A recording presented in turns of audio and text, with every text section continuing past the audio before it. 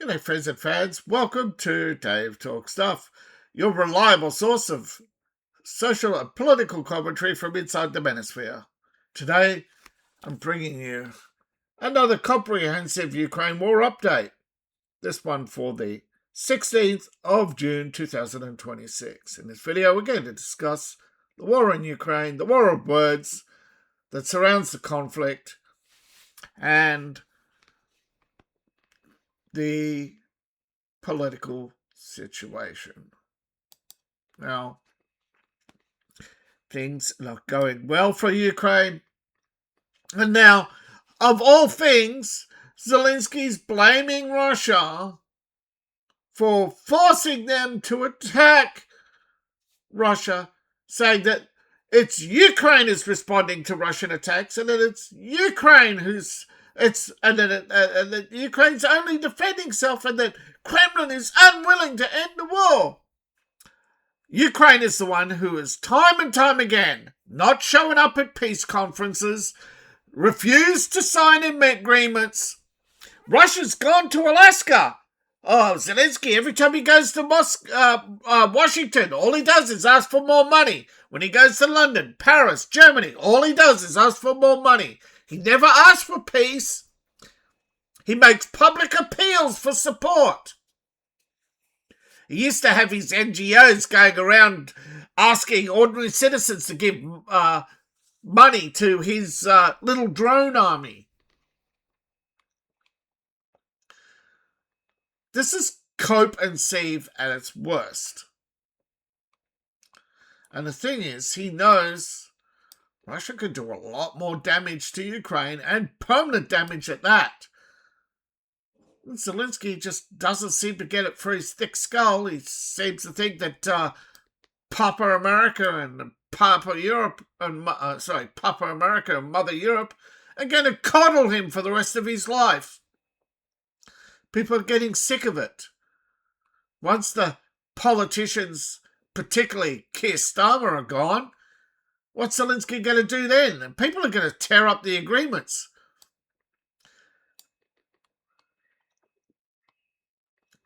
Now, Kiev did get hit today, so did Kharkiv. So far in the north, we've only got a little bit of activity. Of course, Dnipro, but not just Dnipro. Come on, map. What's going on? Although, yeah, let's just... where are we at? No, just Dnipro, I guess. Alright, so we got conflict in the northern buffer zone. We have conflict in Kupiansk and other areas. Nothing significant happening in the Lyman area, though there was a few breakthroughs yesterday, not many. And the Russians seem to be consolidating their position rather than making further gains. Just like here in north of Chasiv. But they've made small movement in Koshnikovia. I would say now they control half the city and most of the surrounding countryside. These areas in here, there's Ukrainians don't know what to do yet.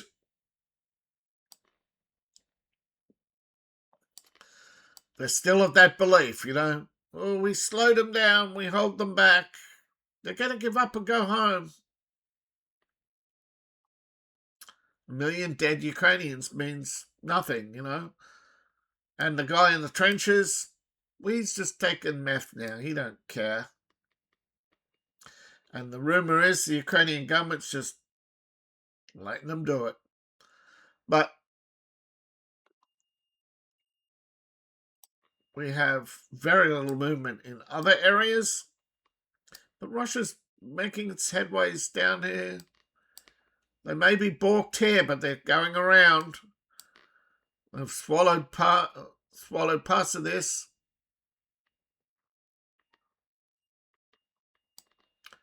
and working on this side as well as this side. Though they've only made small progress here, and that has actually been, and they've lost ground here and there. That's true. There are areas where they've lost ground or failed to make headway, and areas where they're stuck in these weird configurations. But you never know what's going to happen, right? One of these fronts will burst, gaps will close.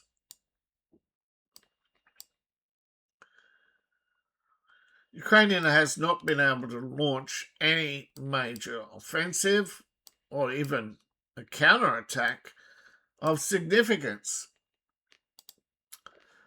This channel is sponsored by you, the viewing audience. Not Britain, not Canada, not Ukraine.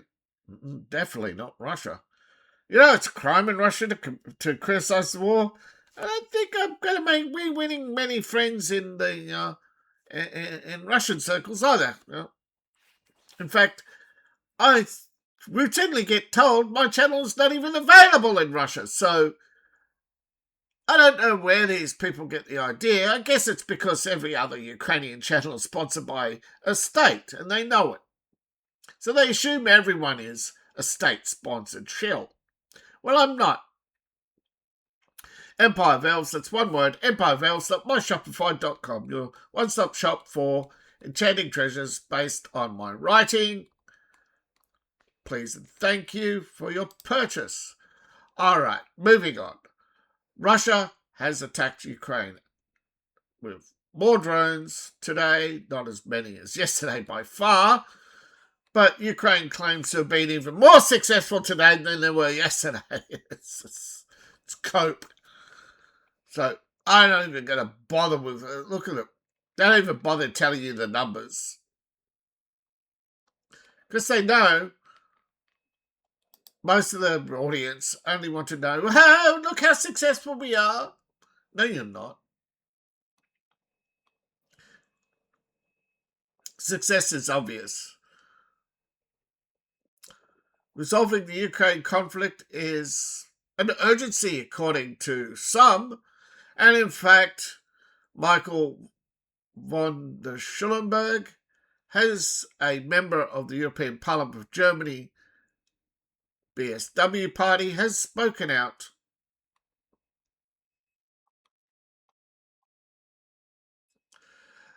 That Europe needs peace more than ever, with the amount of conflicts around the world, and they're all trying to drag Europe into that. And I guess this is why they wanted to stay out of the Iran war, and that they wanted to leverage Iran to, I'm not talking about this individual, I'm saying German politician, the German political system and the British and the French political system wanted to leverage the Iran war to get America to do more for Ukraine and bring a swift and decisive end to Ukraine. But be honest, you only hear about war. Do you hear about peace? We constantly hear discussions about it. But does Zelensky do anything? All he does is ask for more arms, more war, more armaments. And these slogans can be heard throughout Europe. You know, rearm, go to war, prove yourself, defend Ukraine, be a hero. Particularly Keir Starmer talking about glory to Ukraine. And people are sick of it. Now the Americans are getting out of this war, or trying to, and Germany wants out too. More so than the Americans.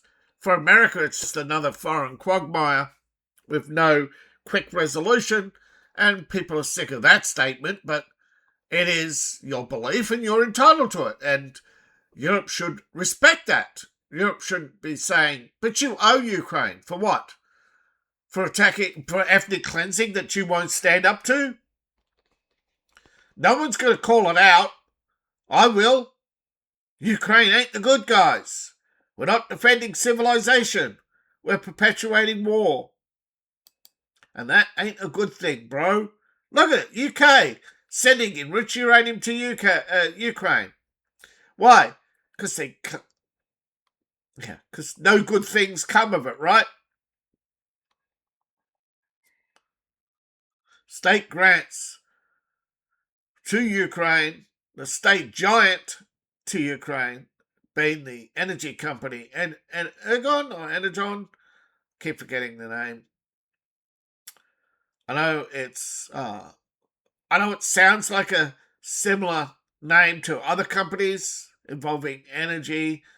Um, they're not related, by the way. There's several companies with similar sounding names as well as in Ukraine and around Europe.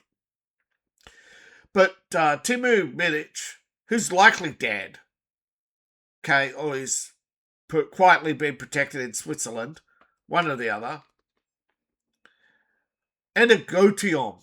Yeah, there it is. Zelensky's wallet. He's probably still Zelensky's wallet, protected in Israel. That's happened before, remember? People remember that British lord who went on the run. He was protected, and he was protected to his dying day by the government of Kenya from capture.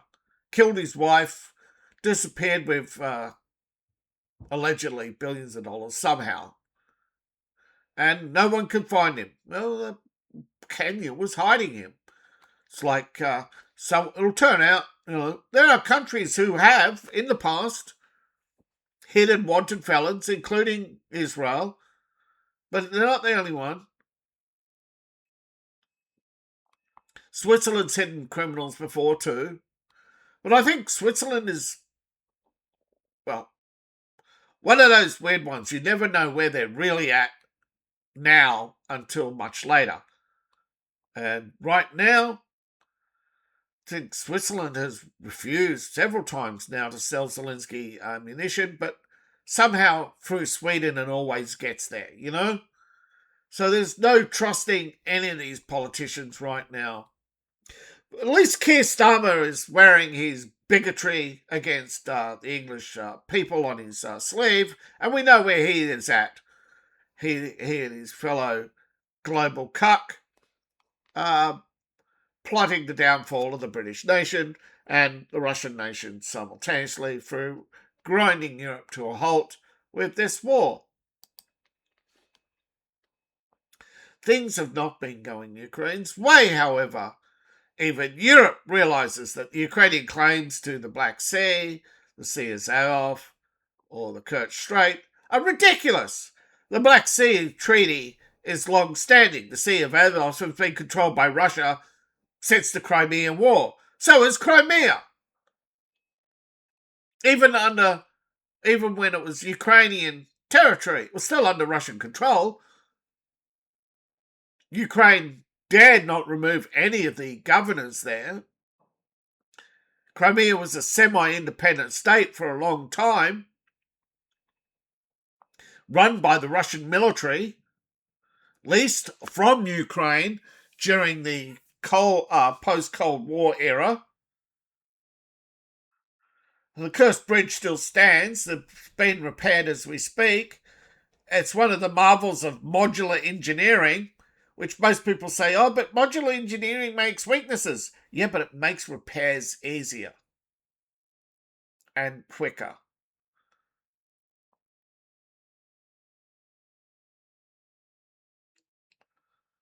And it's an over-engineered bridge anyway, so any weakness still is above standard. And as for the Kerch Strait, well, the Sea of Avos and the Kerch Strait are currently surrounded by Russian territory. Ukraine's claims to the coastal state is ridiculous.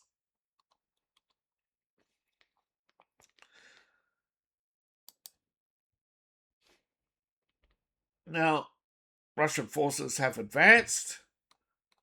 They put out the usual statistics. They have, yeah. I think they had Rostochovny, they probably don't have. It's still contested. The Ukrainians rarely launch a counteroffensive, but when they do, well, it's usually a waste of lives, and Russia retakes the territory. Now, Russia has not fully retaken the territory, but that happens from time to time. There are areas where Russia has not prioritized advancing.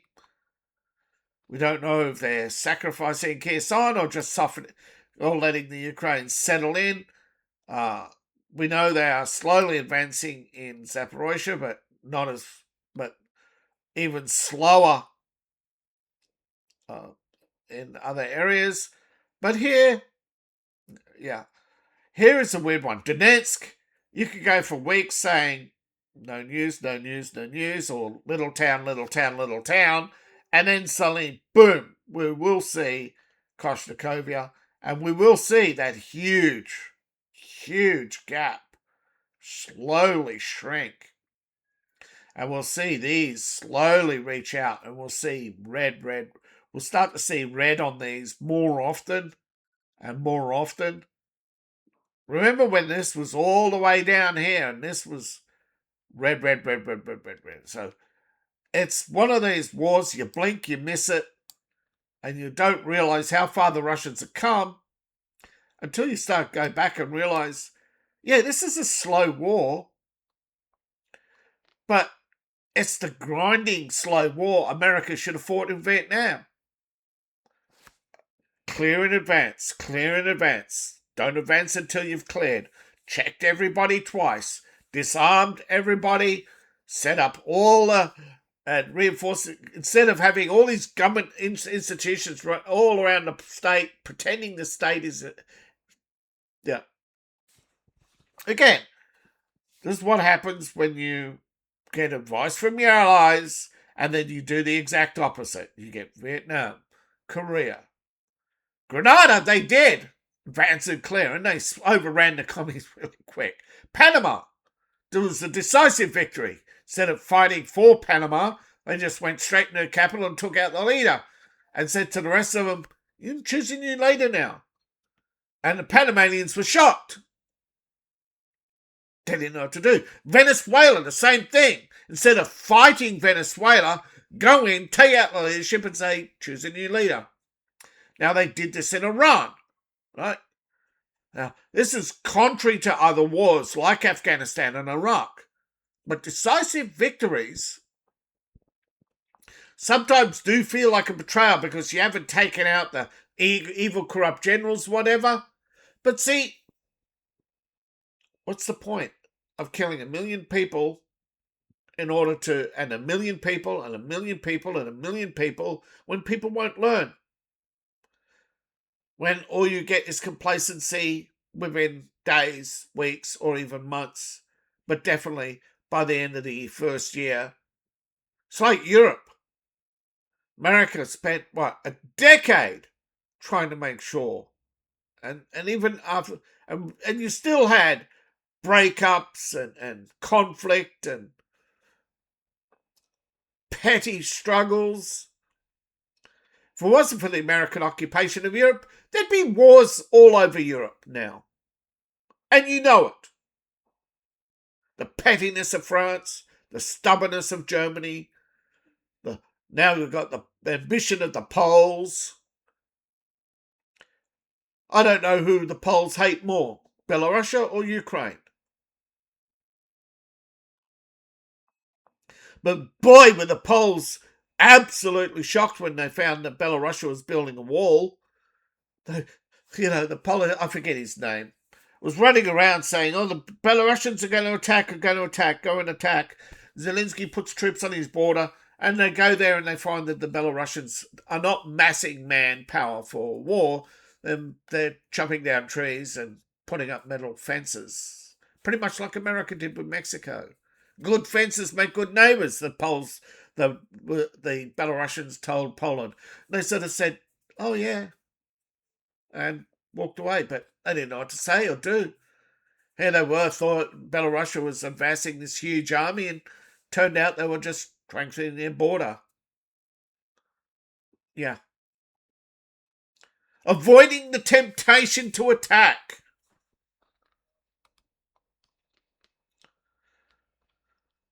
Europe should have all these borders and border stations up and avoids temptation, eh?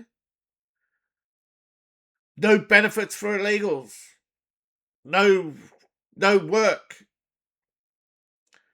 No foreign. No. I can go on for days, however, and still no one will learn. Liberalism is a sickness that is very hard to shed.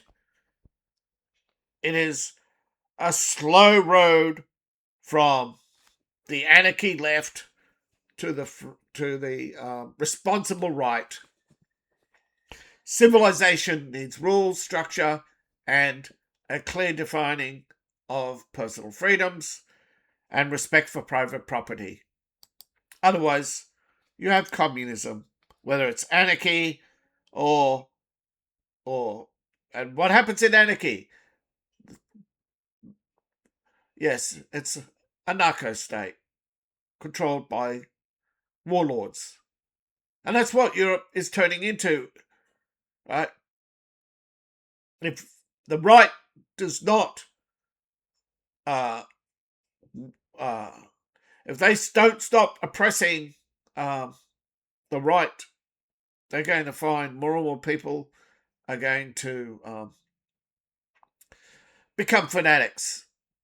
And that's what they want. They want the right to become fanatics so they can oppress them to appease their fears. See, the left, they create their own enemies. But they are the biggest enemy to humanity.